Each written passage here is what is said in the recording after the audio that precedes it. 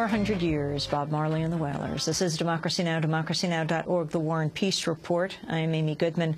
As we return to my interview with Johan Galtung, the father of peace studies. He was born in Oslo when the Nazis occupied Norway. His father, a physician, prominent politician, vice mayor of Oslo, and a member of the resistance, was sent to a concentration camp. I asked Johan Galtung for his assessment of the U.S. media's coverage of the wars in Iraq and Afghanistan. I would wish that Al Jazeera could be visible in the USA in a more prominent way than as Channel 275 on Comcast. You see, what Al Jazeera does is the following.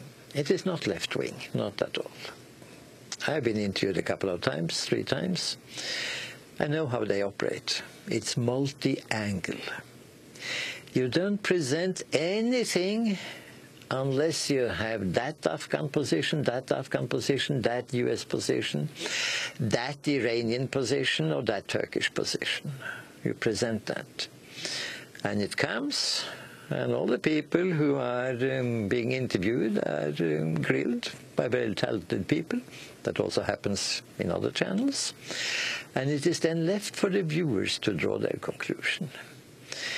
So what I find is that the discourse as it's cut by the US is almost infantile. For instance, the figure terrorist. Look, I'm approaching 80.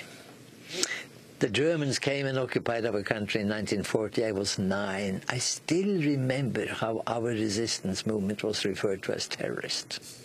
Goebbels. Terrorist, terrorist, terrorist. The Norwegians. Yes, it was people not in uniform attacking. That is true. It was our resistance. It's very hard to see it otherwise. The Norwegians referred to as terrorists by the Nazis. Precisely. And of course it was true that some used tactics. It's a tactic. Terrorism is a tactic. That sometimes was unnecessarily violent. It's also true that some of them were extremist communist. Very, very true. And they were hoping for the reward after the war, that the people enthusiastically would vote them into government. No, they didn't get that. But at the same time, they were respected for what they had done.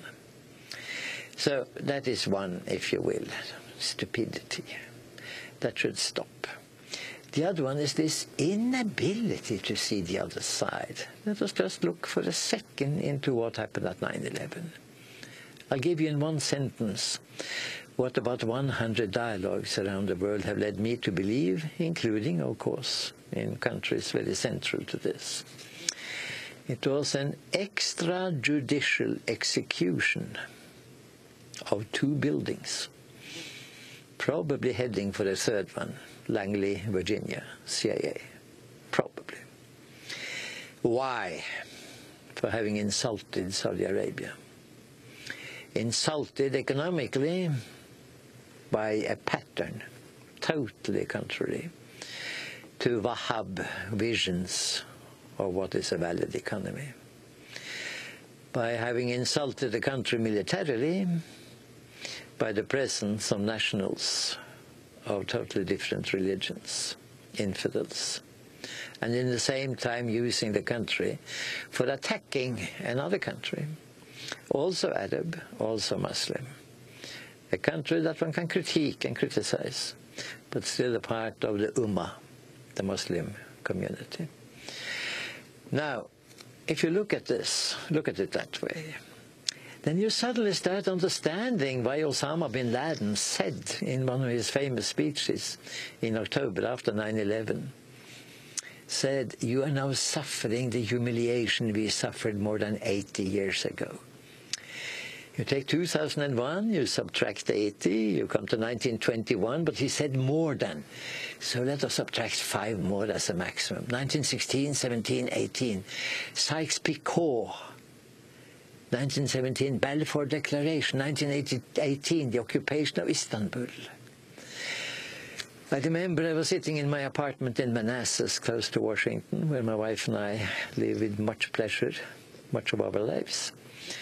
I was sitting Googling to find out how many US media had picked up what happened more than 80 years ago. Amy, I found 0.